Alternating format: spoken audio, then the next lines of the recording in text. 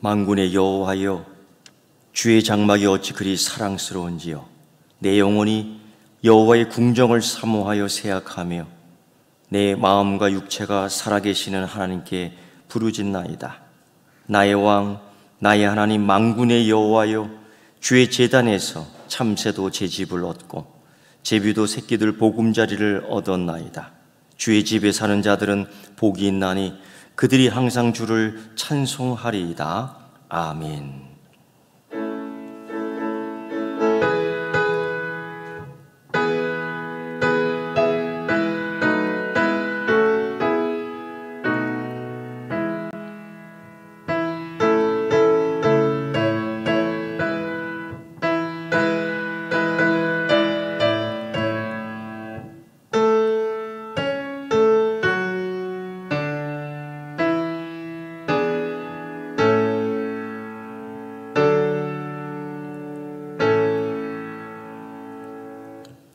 전능하신 하나님 아버지, 독생자 예수님을 이 땅에 보내주셔서 십자가 보혈로 구원을 받게 하심을 감사드립니다.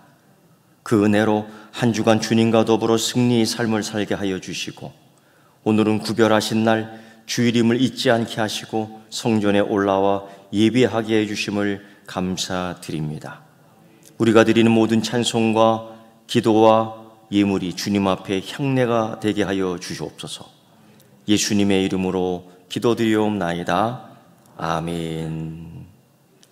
이제 우리 다 같이 일어나셔서 찬송가 635장 함께 찬송 드리겠습니다.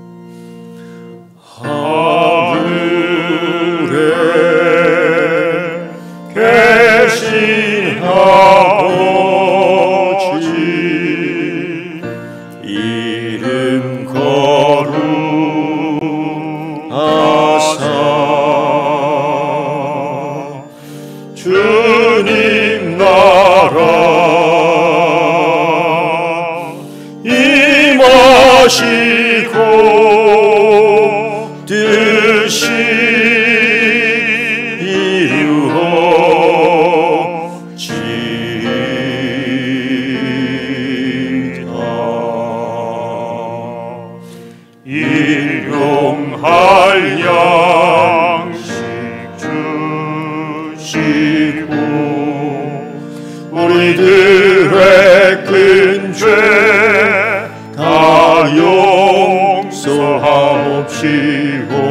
또 시험에 등에 마시고 악에서 구원하소서. 대개 주의 나라 주의 권세 주의 영광 영원히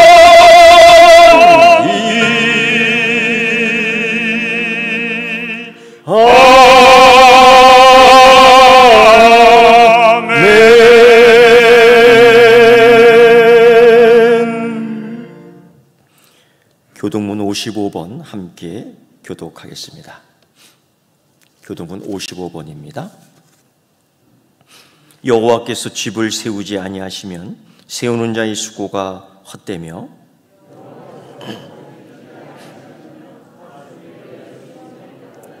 너희가 일찍 일어나고 늦게 누우며 수고의 떡을 먹음이 헛되도다.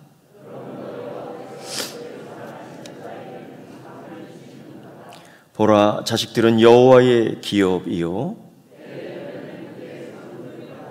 젊은 자의 자식은 장사의 수중 화살 같으니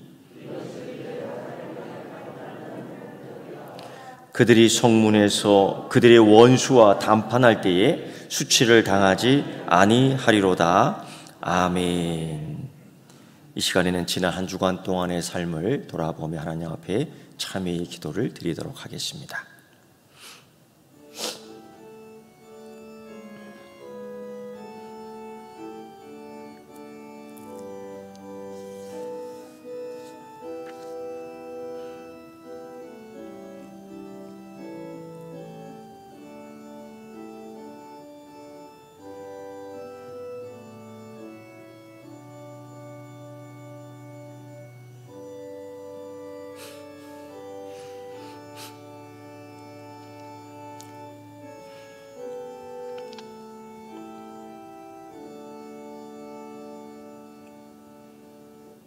누가 능히 하나님께서 택하신 자들을 고발하리요? 의롭다 하신 이는 하나님이시니 누가 정죄하리요? 죽으실 뿐 아니라 다시 살아나신 이는 그리스도 예수시니 그는 하나님 우편에 계신 자요 우리를 위하여 간구하시는 자시니라. 아멘. 나는 전능하신 아버지 하나님 천지의 창조주를 믿습니다. 나는 그의 유일하신 아들 우리 주 예수 그리스도를 믿습니다. 그는 성령으로 잉태되어 동정녀 마리에게서 나시고 본디오 빌라도에게 고난을 받아 십자가에 못 박혀 죽으시고 장사된 지 사흘 만에 죽은 자 가운데에서 다시 살아나셨으며 하늘에 오르시어 전능하신 아버지 하나님 우편에 앉아 계시다가 거기로부터 살아있는 자와 죽은 자를 심판하러 오십니다. 나는 성령을 믿으며 거룩한 공교회와 성도의 교제와 죄를 용서받는 것과 몸의 부활과 영생을 믿습니다. 아멘. 자리에 앉아주시기 바랍니다. 찬송가 322장 함께 찬송 드리겠습니다.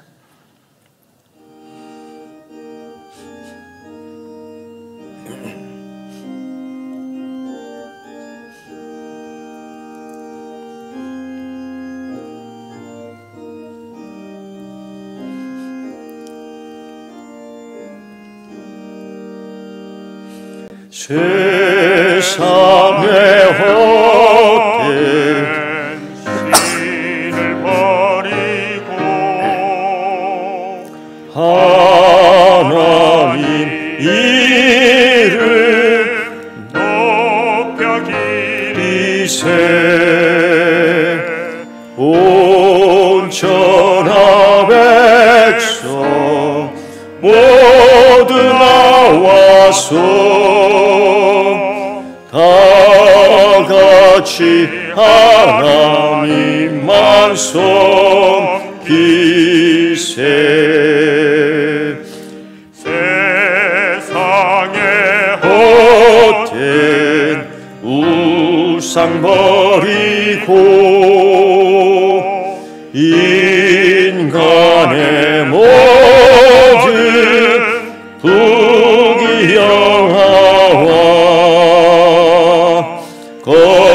거짓과 불의 모두 버리고 온전히 하나님만 섬기세 주님의 백성 서로 헤아려 시기와 미움 아주 버리고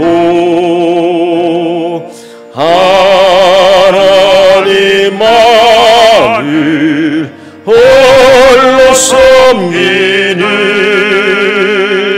전국을 어서 이루어 주소서.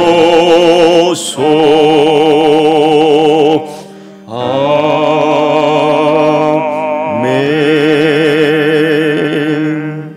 아멘. 이 시간에는 박성용 장로님 기도 인도하여 주시겠습니다.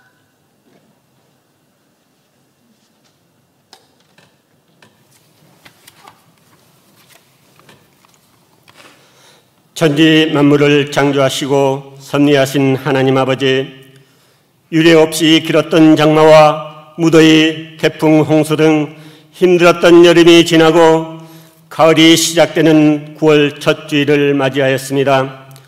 죄로 인하여 죽을 수밖에 없었던 저희를 그리스도의 십자가 보혈로 구원해 주시고 하나님 몸된 교회에서 신령과 진정으로 예배 드릴 수 있도록 인도하여 주시니 감사, 찬양, 영광을 올려드립니다. 저희들 지나온 한 주간의 삶을 뒤돌아봅니다. 하나님 말씀에 따라 순종하며 살아야 함에도 그렇지 못하고 육신의 정력, 안목의 정력, 이생의 자랑으로 세상 유혹을 쫓아 죄 가운데 살아올 때가 많았음을 자복하고 회개하오니 용서하여 주시옵소서. 코로나19의 감염 확진자 증가, 장마와 홍수, 태풍 피해 경제적, 물질적 사회 구석구석에 힘들고 어려움에 부닥친 자들의 신음이 들려옴에도 아파하며 기도하지 못하고 오히려 애써 누군가를 탓하며 자신은 아니라고 방관자였습니다. 자비로우신 주님, 강팍했던 저의 부끄러운 모습을 용서하여 주시옵소서. 지금 이 순간에도 잃어버린 일상과 무너진 삶의 터전을 되찾기 위해 사투를 벌이는 많은 사람들이 지치지 않도록 힘과 희망을 주시옵소서. 수많은 어려움과 고난 역경 속에도 이 나라를 지켜주신 하나님 아버지, 이 나라 이 민족을 위해 기도합니다. 대통령을 비롯한 공직자와 유정자들, 자신들의 이기적인 욕망을 버리고 국민의 삶의 안정과 평안, 행복을 최우선하는 정책을 펼 수 있도록 하시옵소서. 당리 당략과 이념 논리, 끊임없는 진실 공방으로 국력이 소진되지 않고 온 국민이 힘을 모아 코로나19 방역과 경제 등 국민의 삶의 영역과 국가적 위기에 처해 있는 모든 문제가 호전되어 새로운 시대를 열어가는 선봉에서 세계로 나가는 대한민국이 되게 하시옵소서. 하나님 아버지, 한국교회와 서귀포 교회를 위해 기도합니다. 하나님 섭리 가운데 이 서귀포 교회를 이곳에 세우셨사오니 어렵고 힘든 이 시대의 상황에서도 주님의 거룩한 말씀으로 세상의 소금과 빛이 되는 복음의 사명을 잘 감당하는 교회 되게 하시옵소서. 서귀포 교회와 모든 교회가 이 사회를 품고 나가며 어렵고 힘든 아픔을 공감하며 우는 자와 함께 울고 기쁠 때 함께 기쁨을 나누며 어둡고 힘든 곳에 밝은 빛이 되게 하시옵소서. 사회적 약자에게 관심을 갖는 예수님의 사랑을 실천하는 사랑의 공동체가 되는 한국 교회가 되게 하시옵소서. 이 시간 말씀을 증거하시는 박동국 이 목사님 영육간에 강건케 하시고 성령의 기름을 충만케 부어주소서. 말씀을 전하게 하시옵소서. 저희는 천국의 소망을 품는 은혜의 시간이 되며 말씀 붙들고 세상 삶 가운데 승리하게 하시옵소서. 길이요 진리요 생명이신 예수님의 이름으로 기도드리옵나이다. 아멘.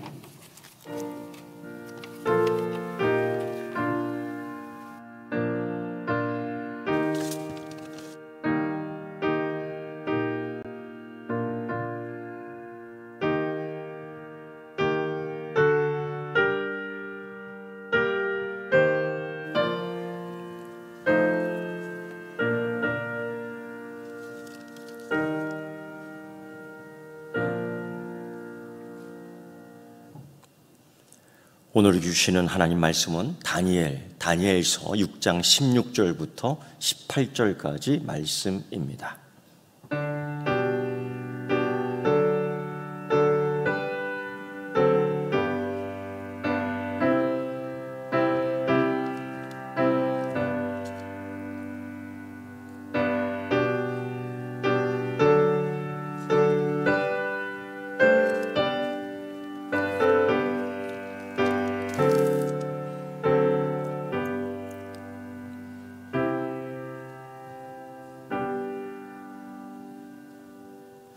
다니엘서 6장 16절부터 18절까지의 말씀을 제가 여러분에게 봉독해 드립니다.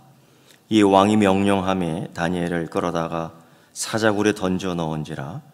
왕이 다니엘에게 이르되 내가 항상 섬기는 너의 하나님이 너를 구원하시리라 하니라. 이에 돌을 굴려다가 굴 어귀를 막음에 왕이 그의 도장과 귀족들의 도장으로 봉하였으니 이는 다니엘에 대한 조치를 고치지 못하게 하려 함이었더라.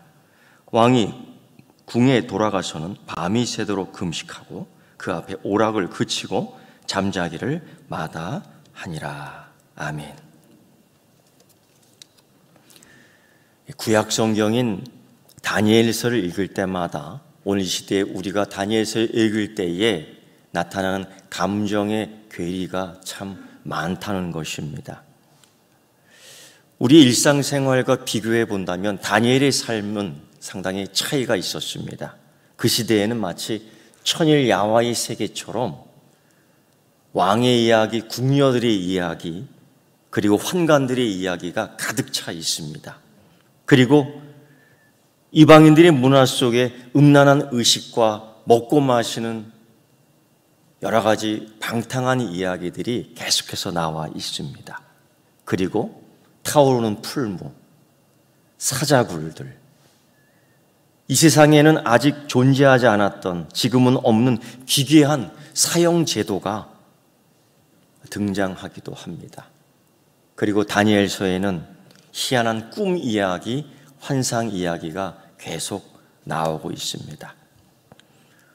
오늘 대다수 우리 성도들이 이 다니엘서 읽을 때 이런 것들 때문에 분명히 우리 시대의 상황과는 좀 거리가 있다라고 생각이 됩니다. 그러면서도 불구하고 오늘 이 시대에 우리는 다니엘서를 계속 읽고 있습니다. 그리고 성경에 기록되어 있는 말씀으로 우리는 인정합니다. 왜 그럴까? 이유가 무엇일까? 그만큼 다니엘서는 우리에게 신앙적으로 건강한 믿음의 삶을 이끌 수 있는 그 말씀의 능력이 살아있기 때문인 줄 믿습니다. 문제는 지금까지 우리는 다니엘서를 접할 때마다 너무 풍요로운 관점에서 다니엘서를 봤다는 겁니다. 그렇기 때문에 이해하기 힘든 거예요. 자유로운 기도 시간, 자유로운 예배 시간, 먹고 사는 것이 어느 정도 해결되는 그런 상황 속에서 다니엘을 접한다는 것은 너무 생소합니다. 그런데 예배가 금지되고 기도가 금지되고 이름이 바뀌고 먹는 것까지 자유롭지 못한 상태에서 다니엘서를 읽는다면 그것이 내가 되고 내가 다니엘이 될 수 있습니다. 그만큼 가깝게 생각이 되는 거죠. 그래서 이 다니엘서는 오늘 우리 시대의 이 궁핍한 관점에서 읽을 때에 큰 도전이 될 줄 믿습니다. 다니엘은 왕족 혈통이나 아마도 귀족 가문의 출신은 아니었는가라고 생각이 됩니다. 그 시대에 동일한 인물 누가 있을까 생각해 보니 예레미야 선지자가 그 시대에 같이 있었습니다. 경건한 자들이 함께 듣고 이야기했던 그 경험이 있을 겁니다. 그래서 그런지 예레미야가 유다의 바벨론 포로 70년 생활을 이해할 때에, 선포할 때에 다니엘은 그걸 듣고 기억하고 있었습니다. 하나님 말씀이라는 생각을 갖고 있었지요. 그리고 예레미야의 말씀처럼, 예레미야의 예언의 선포처럼 그는 바벨론 포로로 끌려가 잡혀가 거기서 생활하게 됩니다. 그것이 하나님 말씀이었기 때문이죠. 그러한 관점, 풍요로운 관점이 아니라 궁핍한 관점에서 다니엘을 이해해야 한다는 겁니다. 다니엘은 바벨론 포로로 잡혀가자마자 왕족이요 귀족이었기 때문에 아마도 그 국가 권력기관에서 자기의 민족으로 삼고 자기의 민족으로 일하기 위해서 아주 유능한 인재학교에 강제 입학을 시킵니다. 그것을 관리하는 사감 정도 됐을 것 같은데, 아마 교장 선생님 정도 됐을 것 같은데, 환관장이 그들을 관리하는데 먹을 거, 입을 거, 그들의 종교 생활까지도 다 관장하게 합니다. 그리고 그들의 문화처럼, 그들의 식생활처럼 먹고 마시게 하고 즐기게 하는데, 어느덧 개념이 없는 청소년들은 그런 문화에 휩쓸리고, 개념 없는, 줏대 없는 그 청소년들은 그런 문화에 익숙하게 됩니다. 그래서 먹고 마시고 즐기는 그들의 문화, 그들의 권력 속에 편입되게 마련이지요. 그런데 다니엘만큼은 어떠한 상황 속에서, 어떠한 시간 속에서, 어떠한 공간 속에서도 자기를 지키는 하나님 말씀의 기준이 있었던 것 같습니다. 그래서 그런지 다른 이들처럼 먹고 마시는 것에 대해서 그렇게 편하지 않았습니다. 먹고 마시는 문제에 있어서 그렇게 자유롭지 않았습니다. 오히려 다니엘은 좀 불편했습니다. 어느 정도로 불편했느냐? 금식해야 될 정도로. 먹어서는 안 될 음식이라고. 다행인지 요행인지 그 학교를 관리하는 환관장에게 있어서 청탁을 하지요. 부탁을 하죠. 내가 이런 거 먹지 않고도 잘할 수 있습니다. 내가 이런 거 먹지 않고도 공부 잘할 수 있고요. 내가 이런 거 먹지 않고도 건강을 유지할 수 있으니 한번 지켜봐 달라고요. 그것까지는 허락을 받아내는 것 같습니다. 두 번째, 이 국가정책, 바벨론 포로의 이 정책 가운데 하나, 다 타국에서 잡아온 젊은이들을 한 국가의 체제에 만들기 위해서는 두 번째 중요한 정책 가운데 창씨 계명을 하는 겁니다. 그 본국에서 의미를 갖고 가졌던 이름들을 다 버리게 하고 바벨론 왕이 준 이름, 바벨론식의 이름, 바벨론의 민족과 정신이 있는 이름을 주는데, 다니엘은 졸지에 이곳에 와서 이름이 바뀌게 되는데 벨드사살입니다. 원래 다니엘의 이름 뜻은 하나님은 나의 심판자, 하나님은 나의 주관자, 하나님 나의 통치자라는 하나님 주권을 인정하고 전지전능한 하시님이 나의 하나님 주인이라는 인정하는 이 삶 속에서 어느 날 갑자기 이름이 바뀌게 되는데, 벨드사살, 그것은 이방의 우상의 신이 나에게 은총을 주는 자다라는 이름의 뜻을 가지게 되는 겁니다. 그의 정신세계, 그의 믿음의 세계, 그의 신앙의 세계가 완전히 두쪽나는 것입니다. 아마 음식을 거부했던 것처럼 내가 이러지 않아도 잘할 수 있고, 내가 이러지 않아도 잘 살 수 있고, 내가 이러지 않아도 공부 잘할 수 있는데 아마 부탁했을 거라는 생각이 듭니다. 그러나 이번만큼은 허락이 되지 않습니다.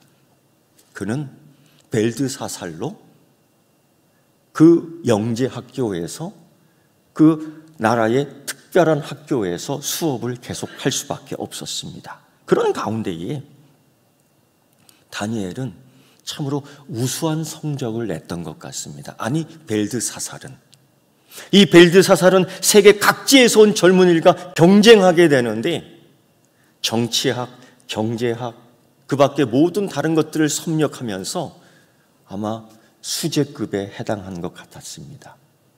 고급 관리에 등용이 되고, 너무나 신기한 것은 정권이 바뀌고 왕이 바뀌어도 그의 직책은 계속해서 승진하였다는 겁니다. 어떻게 이런 재주가 있었을까? 어떻게 이렇게 잘할 수 있었을까? 그렇게 어떻게 스마트할 수 있을까? 어떻게 그 영리할 수 있을까? 정권이 바뀌어도 어떻게 그때마다 승리할 수 있었을까? 여러분, 정권이 그 시대에 바뀐다는 것은 반란이 있었고요, 반역이 있었고요, 궤변이 있었고요, 그럼에도 불구하고 그 전 정권에서 행사하고 봉사하고 섬겼던 그 사람이 다음 정권에도 등용된다는 것은 특별한 뭐가 있는 겁니다. 왕들은, 또 그를 추천한 다른 사람들은 다니엘을 등용시키기에 거부하지 않았습니다. 이유가 뭘까?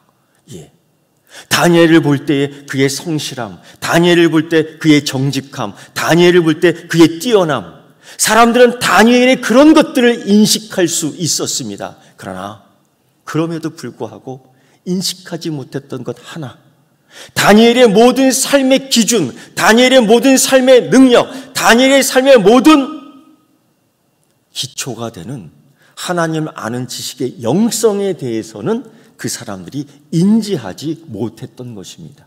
다니엘은 알아도 다니엘이 믿는 하나님은 모르는 겁니다. 이런 상태에서 당시 메데 바사 왕인 다리오는 중요한 하나의 국가적 정책 하나를 실시하기 위하여 다니엘을 등용시키는데, 그겁니다. 모든 국가 정책을 다니엘에게 맡겨 행하게 하겠다는 겁니다. 그때 나머지 2명의 총리, 120명의 방백, 또 다른 관리들은 그 정책이 결정되기 전, 그 정책이 결정된다면 우리는 과연 어떻게 될까? 우리 민족은 어떻게 될까? 세계 각국에서 온 이 젊은이들이 경쟁하다시피 살아가는 이 시대에 유대인, 하나님을 믿는 이 관리 하나가 온 세계를 맡아 관리한다면 우리는 어떻게 될까? 결과적으로 그것이 염려가 되고, 그것이 참으로 근심이 되고 걱정이 됐던 것입니다. 사람들이 참 이상하지요? 다니엘의 능력으로 인하여, 다니엘의 정직성 때문에, 다니엘의 성실성 때문에 그들이 잘 먹고 잘 살 수 있었습니다. 마치 애굽에서 요셉이 국무총리가 되어 그들의 굶주리는 사건이 많아 흉년이 많았음에도 불구하고 그동안 비축해 놓은 곡식들을 풀어 그들이 굶주리지 않고 그들이 배불리 먹을 수 있고, 그들이 식량이 저장의 정이 있는 가운데에서도 오는 국가의 위신을 높였음에도 불구하고 그들은 요셉의 가족들을 존중하지 않았습니다. 이것이 이상한 일이 아닙니다. 예수님도 그렇죠. 세상이 하나님의 자녀를 미워한다고요. 우리가 세상의 빛이고요, 우리가 세상의 소금이고요, 우리가 구제도 하고요, 우리가 구호도 하고요, 어려운 것이 먼저 달려가고요, 우리가 오른손이 하늘 왼손이 모르게 하는 일들 많고요. 그럼에도 불구하고 세상은 교회를 미워하는 시대가 되어버렸습니다. 이러한 때에 그들이 또 하나의 걱정이 있습니다. 오늘 다니엘서 6장을 읽다 보면은 너무나 신기한 것 하나를 발견하게 되는데, 벨드사살의 이름이 더 이상 쓰이지 않는다는 거예요. 이미 다니엘의 이름은 벨드사살로 창시 개명이 됐습니다. 그럼 여전히 국가 행정력을 발휘할 때에, 국가 공무원으로서 일을 할 때에 공식적인 벨드사살 이름이 기록되고 사인되어야 되는데, 오늘 6장의 말씀을 읽어보면 계속해서 다니엘의 이름이 나와요.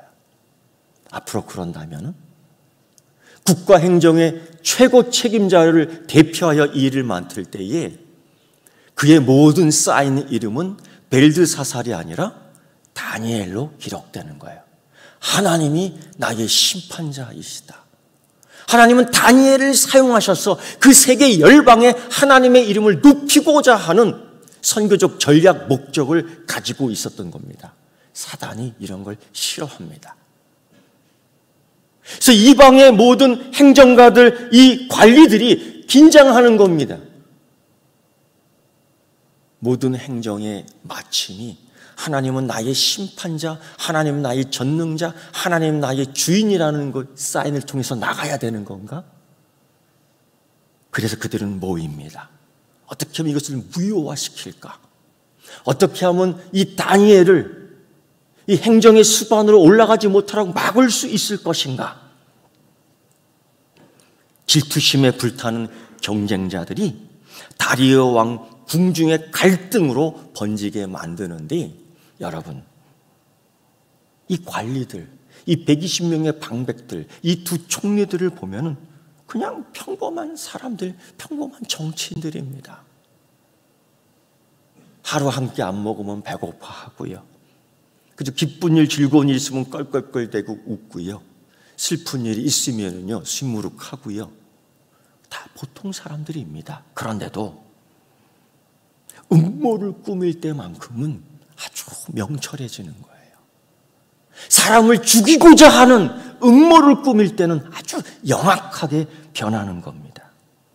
그래서 그들은 그런 음모를 꾸미죠. 메대와 파사, 변할 수 없는 법, 변개시킬 수 없는 법, 그것을 하나 만들어냅니다. 다니엘을 죽일 수 있는 법이죠.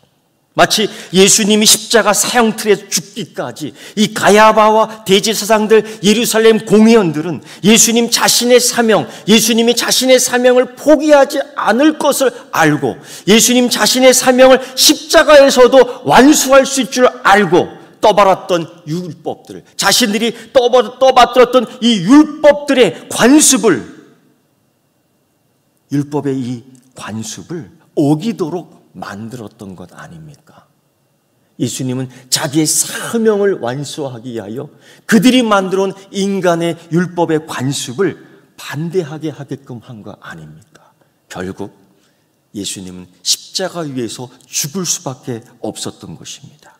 예수님의 재판과 처형을 유도한 것처럼 오늘 이 방백들, 두 총리들, 음모를 꾸민 관리들은 다니엘의 올무를 설치했던 겁니다. 여러분, 우리의 위기가 이런 곳에 항상 있습니다.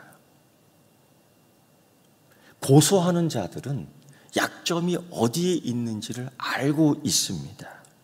그러나 그 약점 때문에 하나님의 자녀들이 하나님을 배반하지 않을 거라는 것을 알고 있습니다. 이 음모자들, 이 질투자들, 이 시기하는 자들, 이 살인자들은 자기들이 억지로 만든 이 법, 규례들이 능히 다니엘을 이기지 못할 것을 알고 있었습니다. 다니엘은 인간보다 하나님을 순종할 것이라고 이미 알고 있었습니다. 그래서 그들은 왕을 만나 이렇게 얘기합니다. 그것이 7절의 이야기입니다. 나라의 모든 총리와 지사와 총독과 법관과 관원이 의논하고 왕에게 한 법을 세우며 한 금령을 정하실 것을 구하나이다. 곧 이제부터 30일 동안 누구든지 왕 외에 어떤 신에게나 사람에게 무엇을 구하면 사자굴에 던져놓기로 한 것이니이다. 이 음모자들, 이 질투자들, 이 살인자들이 만들어 놓은 법률은 진리나 국가나 종교나 법에 대해서는 아무런 생각이 없었습니다. 모든 것이 다니엘을 제거하기 위한 욕망에 종속되어 있습니다. 다니엘만 제거하면 되는 겁니다. 다수의 이 중상모략자들, 터무니없는 자들이 변할 수 없는 법, 변개할 수 없는 법을 이렇게 고안해낸 것입니다. 그러나 그들이 지금 이렇게 고안해낸 법들은 다 거짓말입니다. 그들은 왕에게 이렇게 얘기했습니다. 나라의 모든 총리와 지사와 총독과 법관과 관리들이 의논하고 만든 것입니다. 그러나 여러분, 그 누구 하나도 다니엘에게 동의하지 않았습니다. 그 누구도 총리인 다니엘과 의논하지 않았던 것입니다. 어쩌면 다니엘만 빼고 의논하고 결정한 것입니다. 다니엘을 대적하는 관리들의 음모는 규칙적인 신앙생활하는 자들에게는 그다지 놀랄 만한 일도 아닙니다. 여기에 왕이 너무 쉽게 넘어갔다는 것이 이상할 정도입니다. 이런 법률이 터무니없는 건데도 불구하고 왜 왕은 이렇게 쉽게 넘어가는 걸까? 이것은 시기자들, 음모하는 관리들의 꾀가 있기 때문입니다. 왕에게 이야기할 때, 왕에게 건의할 때 그들은 왕을 극존칭으로 높입니다. 왕이요, 이 나라에서 최고는 왕입니다. 이 나라에서 숭배받을 자는 왕밖에 없습니다 하면서 누구든 왕에게 경배하지 않는 자들은 멸망할 것입니다. 누구든 있을 거라는 가설을 통하여 왕의 자존심을 쫙쫙 긁어놓습니다. 이참에 공권력의 힘을 보여주십시오. 왕의 전지전능한 공권력의 힘을 보여주셔야만 됩니다. 왕은 욕심낼 수밖에 없지요. 천박한 권력과 천박한 유혹에 넘어갈 수밖에 없는 겁니다. 다리오 왕은 자기가 최고가 되고 싶은 거지요. 자기가 신의 경지에 올라가고 싶은 거지요. 그러나 여기에 또 함정이 있습니다. 메데파사는 종교가 없겠습니까? 메데파사는 우상이 없겠습니까? 아우라 마즈다라는 그 국가신이 있었습니다. 모든 왕이 왕으로 될 때 그 신 앞에 절하며 그 신 앞에 충성을 맹세하고, 왕일지라도 신 아래에 있음이 분명함에도 불구하고 모든 신에게 기도하는 것, 모든 민족 신에게 기도하는 걸 금지하면서 오직 왕만 최고라는 이 논리는 맞지 않는 것입니다. 그런데 왕은 이 유혹에 넘어가 그만 이 조소에 왕의 도장을 찍는 것입니다. 이 기도 금지는 자신들의 신에 대한 반역임에도 불구하고 그 유혹에 넘어가 도장을 찍을 수밖에 없었던 겁니다. 여러분, 이제 메데바사의 변개치 않는 법률 이 규례와 이스라엘 하나님의 영원한 법이 치명적이고 직접적인 갈등을 일으킬 수밖에 없습니다. 이것은 세계 어느 민족의 갈등이 아니라 다리오 왕 궁정 이야기 속에 있는 궁정 안에서의 갈등이었습니다. 이 대결은, 이 갈등은 사실 공개적이지도 않습니다. 누가 칼을 들고 폭력적인 갈등도 아닙니다. 그저 조용히 비밀스럽게 자기들끼리 이루어지는 갈등이었습니다. 따지고 보면 다니엘은 종교적 광신도도 아닙니다. 따지고 보면 다니엘은 분리자이더도 아닙니다. 그는 단지 그저 자신의 일상을 계속했을 뿐입니다. 그는 기도하고 감사했을 뿐입니다. 그는 순교도 자처하지 않았습니다. 그냥 재앙의 위협 속에서도, 그런 압력 속에서도 그냥 꿋꿋하게 자기의 할 일 기도를 했을 뿐입니다. 기도 금지했지만 기도했을 뿐입니다. 이게 폭력도 아니고, 이게 분리주의자도 아니고, 이것이 반정부적이도 아니고. 그런데 놀라운 것은 때때로 여러분, 진실한 경건주의자들에게 있어서 몰락과 구원은 같이 오는 것 같습니다. 몰락과 구원. 몰락 없는 구원은 없는가? 그러니까 그거죠. 십자가의 영광만 바라보는 이거는 없다라는 거예요. 사람은 십자가의 영광만 받기를 원해. 그러다 보면 십자가 자체는 고난입니다. 십자가의 고난 없이는 십자가의 영광도 없습니다. 십자가 고난 다음에 십자가의 영광이 있는 겁니다. 그리스도의 죽음 다음에 부활이 있는 겁니다. 근데 고난도 없고 죽음도 없고 부활의 영광만 찾는다는 것은 있을 수 없는 겁니다. 그래서 구약의 또 다른 위인 가운데에, 영혼 가운데 이런 얘기하지요. 죽음은 죽으리라. 이것은 뭐야? 죽음은 살리라는 거예요. 우리의 구원은 여러분 항상 죽음 뒤에 있습니다. 우리의 구원은 여러분 항상 고난 속에 있습니다. 그래서 오늘 다니엘의 이 구원은, 다니엘의 이 승리는 항상 몰락과 올 수밖에 없는 겁니다. 영웅의 기도 속에, 영웅의 신앙생활 속에 이 몰락과 구원이 같이 온다는 겁니다. 그래서 여러분, 우리 시대에 위협이 오고 우리 시대에 이 신앙적 몰락이 올 때 두려워하지 마십시오. 그것 다음에 구원이 같이 온다는, 구원을 발견할 수 있는 영안이 띄기를 축원합니다.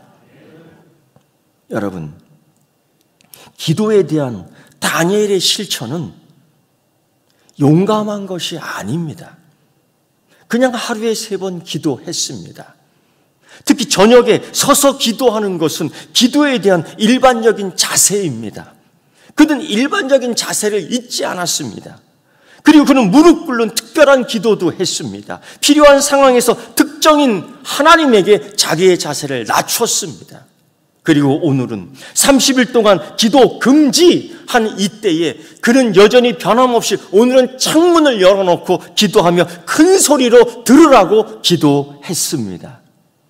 여러분, 하나님에게 예배하는 예배자들은 하나님에 대한 헌신에 양립할 수 없는 공적인 관행에 대해서는 아니요라고 말할 수 있어야 됩니다. 기도 금지할 때에 기도합니다라고 이야기할 수 있어야 됩니다. 몰락과 구원이 동시에 오더라도 두려워하지 않아야 됩니다. 하나님에게 예배하는 자들은 하나님에 대한 헌신의 필수적인 사적인 관행에 대해서는 예라고 할 수 있어야 됩니다. 나는 이 시간 기도하는 시간이에요. 나는 이 시간 찬양하는 시간이에요. 나는 이 시간 예배하는 시간이에요.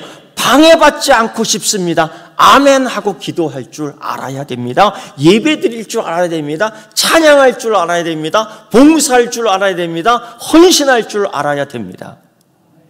그죠? 공적인 관행에 대하여 놔주고 쏘는 신앙. 기독교 신앙의 영웅들에게 있어서는 이런 것들을 볼 수 없는 거였습니다. 나는 여러분들이 다 영웅 되기를 축원합니다.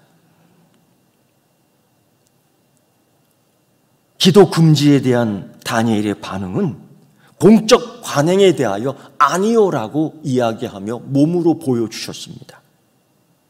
그를 공격하는 사람들, 다니엘의 이러한 모습을 보고 안다라고 분망했지만 오히려 다니엘은 자유를 느끼고 있었습니다. 그는 숨어서 기도하지 않았습니다. 여러분, 기도가 대유행일 때, 기도가 패션으로 될 때는 예수님께서 이렇게 말씀했습니다. 은밀하게 기도하라, 골방에 들어가 기도하라고 했습니다. 그러나 이처럼 기도에 대한 압박, 기도 금지라고 얘기했을 때는 오히려 기도를 노출시켜야 할 때입니다. 그래서 그는 열린 창문을 통해서 기도했습니다. 그는 열린 창문을 통해서 기도의 소리가 바깥으로 새어나가도록 기도했습니다. 그래서 음모자들, 그래서 시기자들, 그래서 다니엘을 죽이기로 결정한 자들은 쉽게 다니엘을 잡을 수 있었던 것입니다. 아니, 이 정치적 대적자들은 오히려 효과적으로 계획대로 착오 없이 다니엘을 붙들 수 있었던 것입니다. 이런 가운데 왕 역시 자기가 내린 금령에 대하여 덫에 걸릴 수밖에 없었지요. 자기 나라의 모든 것들을 세우기 위하여, 자기 나라의 모든 것들을 더 부국강병하기 위해서 다니엘 한 사람을, 정말 믿고 쓸 수 있는 한 사람을 세우려 했는데 적대자들에 의해서 다니엘이 제거당하게 됐으니 절대 변개할 수 없는 범정이라고 자기가 도장을 찍었으니 어쩔 수 없는 상황. 이때 왕 다리오가 다니엘에게 이 한마디 합니다. 너희 항상 섬기는 내 하나님이 너를 구원하시리라. 여러분, 그러나 처음으로 왕은 다니엘을 인식하지 아니하고 다니엘 뒤에 있는 그 하나님을 인식하며 이야기했지만 이것은 믿음의 고백이 아니라 이제 안녕, 굿바이라는 고별 인사에 지나지 않는 것이었습니다. 그러기에 능력이 없는 것입니다. 사자굴은 왕이 법령으로 만들어 놓은 형 집행 장소입니다. 이제 다니엘은 그것으로 들어갈 수밖에 없었습니다. 사자굴은 정치 관료들이 다니엘을 죽이고자 꾸며놨던 덫이었습니다. 사자굴은 공권력을 보여주기 위한 파렴치한 동굴이었습니다. 그러나 그들이 사자굴을 만들 때에, 그들이 사자굴을 만들어 다니엘을 죽이려 할 때에 하나님 또한 사자굴을 동시에 그곳에 만들어 가고 있었던 것을 여러분 알기를 축원합니다. 그들이 사자굴을 만들 때 하나님도 동시에 거기에 임재하여 사자굴을 만들고 있었다는 것입니다. 사자굴에 다니엘을 쳐 밀어 넣은 뒤 왕은 너무 슬퍼 금식하고 밤새 잠을 못 잤지만 반대로 그 관료들은 너무 기뻐 스스로 서로 미소 지으며 집으로 돌아가며 축하주를 마셨을 겁니다. 이제 우리의 뜻대로 됐다. 이제 내일 아침에 확인하면 된다. 우리의 뜻이 이루어졌다. 마치 십자가에서 예수 그리스도를 못 박고 난 뒤에 우리가 승리했구나, 우리의 뜻대로 이루었구나. 그러나 하나님이 사망 권세를 이기고 죽음에서 사망을 이기게 하시고 승리하게 하시고 부활하고 새로운 생명을 얻게 하신 것처럼 하나님이 이미 사자굴을 만들어 그들의 계획이 아닌 또 다른 하나님의 계획이 성취되게끔 전지전능하신 하나님, 사자를 다스리는 하나님께서 이 굴을 자기의 것으로, 이 사자굴을 자기의 소유 것으로 만드는 것을 알아야 될 줄 믿습니다. 다니엘이 그 속으로 들어간 거예요. 그들은 자기가 놓은 함정이라고 만들지만은 하나님은 자기의 자녀를 위해서, 자기의 백성을 만들기 위해서 가장 안전한 장소를 만들어 놓았던 것입니다. 그는 사자굴에 빠질 수밖에 없었습니다. 으르렁거리는 소리만 듣고 갔던 그들은 밤새 새벽녘까지 무슨 일이 일어나는지 전혀 몰랐습니다. 단 사자가 다니엘을 잡아먹었을 것이라는 틀림없는 상상만 했겠지요. 그러나 여러분, 하나님이 만들어 놓은 사자굴입니다. 밤새 다니엘은 뭘 했겠습니까? 그는 그곳에서 하나님의 임재와 함께 누구도 방해하지 않는, 누구도 걸림돌이 될 수 없는 충분한 기도를 통하여 하나님과 교제했다는 것입니다. 밖에서는 방해받을 수밖에 없는, 그 사자굴 밖에서는 시기와 질투를 받을 수밖에 없는 기도의 공간이었지만은, 이때 사자굴은 다니엘에게 있어서 가장 안전한 장소요, 가장 하나님께 깊은 교제를 할 수 있는 공간이었다는 것입니다. 하나님은 그렇게 만들어 주셨습니다. 그래서 영웅의 기도 속에, 기도하는 영웅 속에 몰락과 구원은 같이 오는 것입니다. 사랑하는 성도 여러분, 오늘 이 장소에 들어오심을 축하드립니다. 구경꾼들은 아직 밖에서 수군거립니다. 하지만 오히려 지금은 이곳이 가장 안전한 곳임을 믿습니다. 기도하겠습니다. 하나님 아버지, 감사와 찬송과 영광을 드립니다. 이 시대에 영웅이 되게 하여 주시옵소서.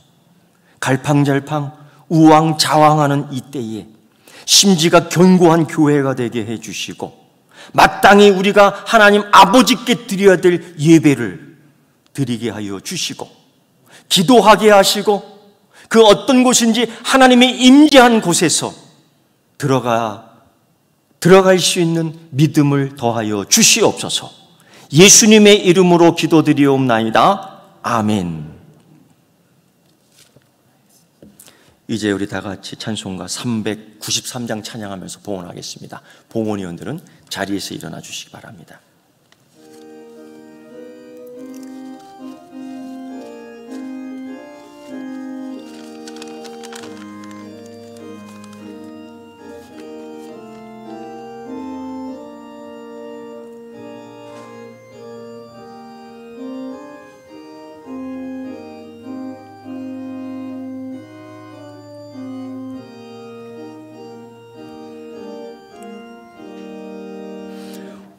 신실하신 주 내 아버지여, 늘 함께 계시니 두려움 없네. 그 사랑 변찮고 날 지키시며, 어제나 오늘이 한결같네. 오 신실하신 주, 오 신실하신 주, 날마다 저비를 베푸시며 일용할 모든 것 내려주시니, 오 신실하신 주, 나의 구주. 봄철과 또 여름, 가을과 겨울, 해와 달 별들도 다 주의 것, 만물이 주 영광 드러내도다. 신실한 주 사랑 나타내네. 오 신실하신 주, 오 신실하신 주, 날마다 자비를 베푸시며 일용할 모든 것 내려주시니, 오 신실하신 주, 나의 구주. 내 죄를 사하여 아니하시고 주님이 오셔서 인도하네. 오늘의 힘 되고 소망 주만이 만복을 내리시네. 오 신실하신 주, 오 신실하신 주, 날마다 자비를 베푸시며 일용할 모든 것 내려주시니. 오 신실하신 주, 나의 구주. 기도하겠습니다. 하나님, 오 신실하신 주 여호와 하나님, 이 시대에, 이 난국의 세대에 믿음의 영웅으로 걸어가고자 합니다. 때로 몰락과 구원이 같이 오고 있음을 보게 되는데 두려워하지 않게 하시고 십자가의 고난이 내 것임을 알고 능히 짊어지게 하는 믿음 주시옵소서. 주님, 오늘 우리가 지금까지 산 것은 하나님의 은혜임을 고백하며 하나님께 예물을 드립니다. 정직하고 성실하고 부지런한 예물을 드립니다. 하나님 받아 주시옵소서. 이 예물이 쓰이는 곳곳마다 하나님의 능력, 하나님의 정결하심, 하나님의 구원하심의 은혜가 더하게 하여 주시옵소서. 예수님의 이름으로 기도드리옵나이다. 아멘. 교회 소식 시간입니다. 우리 옆에 있는 분들과 우리 할렐루야 함께 인사해 주시기 바랍니다. 네. 코로나19의 전염병이 아직 사그라들지 않고 세계보건기구에는 내년에 아마도 이것이 개발 백신이 나오지 않을까 이런 기대도 해보지만 그때 가봐야 될 것 같고요. 그래서 교회 오실 때는 꼭 마스크, 정품 마스크 쓰고 오시기를 바랍니다.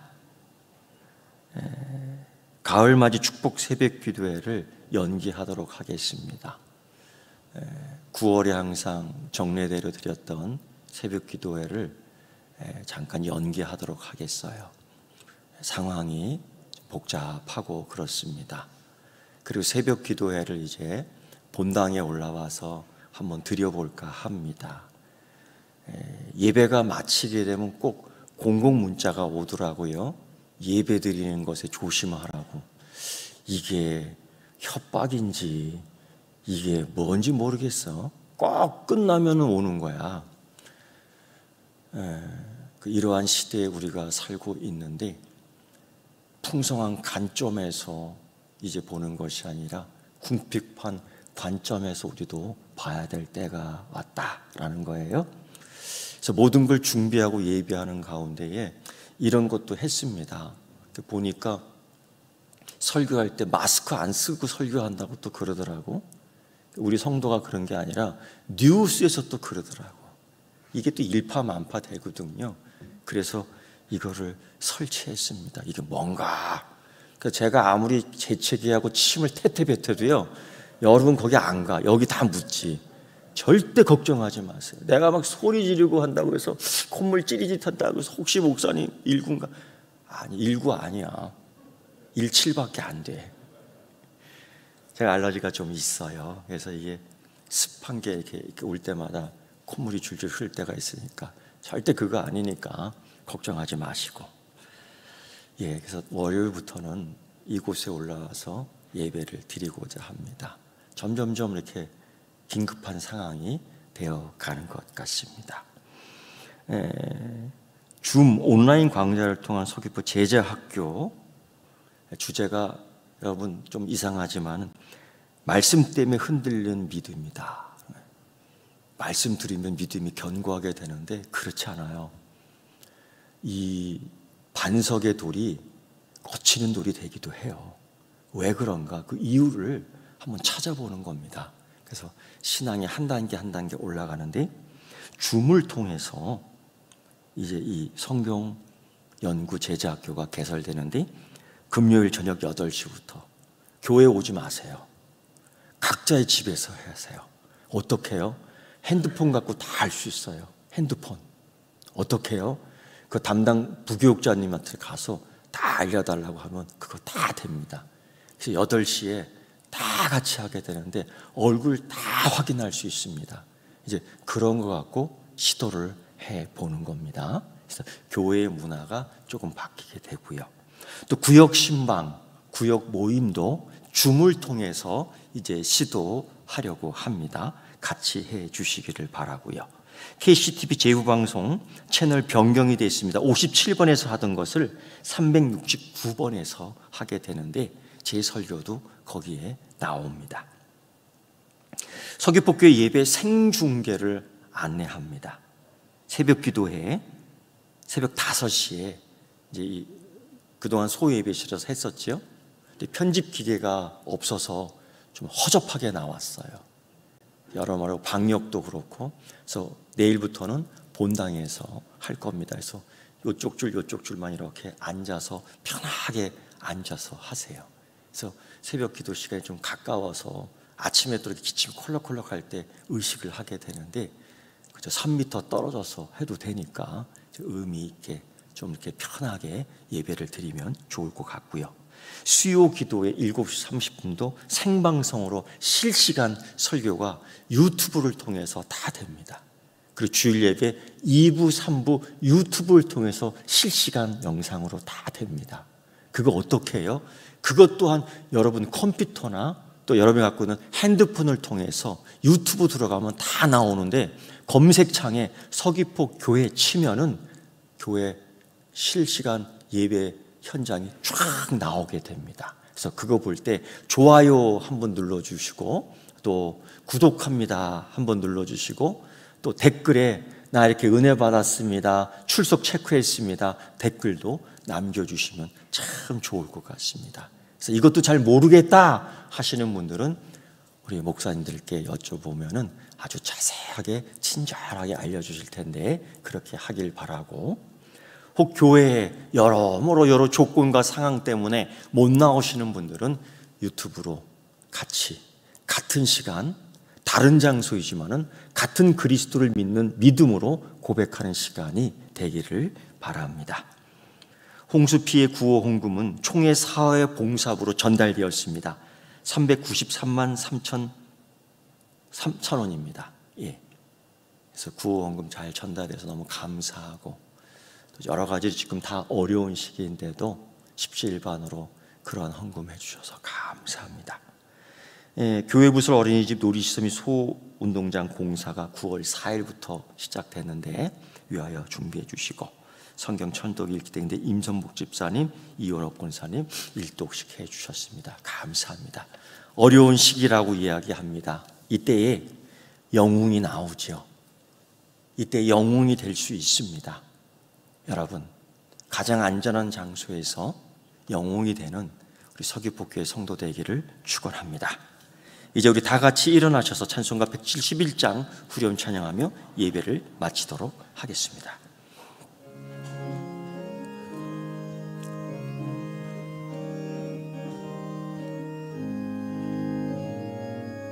살아계신 주 나의 참된 소망 두려움이 사라지네. 사랑의 주네 갈 길 인도하니 내 모든 삶의 기쁨 늘 충만하네. 이제는 우리 주님 예수 그리스도의 은혜와 하나님의 사랑과 성령님의 감동 충만 역사하심이 가장 안전한 곳에 함께 참여하는 온 교회와 성도 위에 이제 영원토록 함께하기를 간절히 축원하옵나이다. 아멘.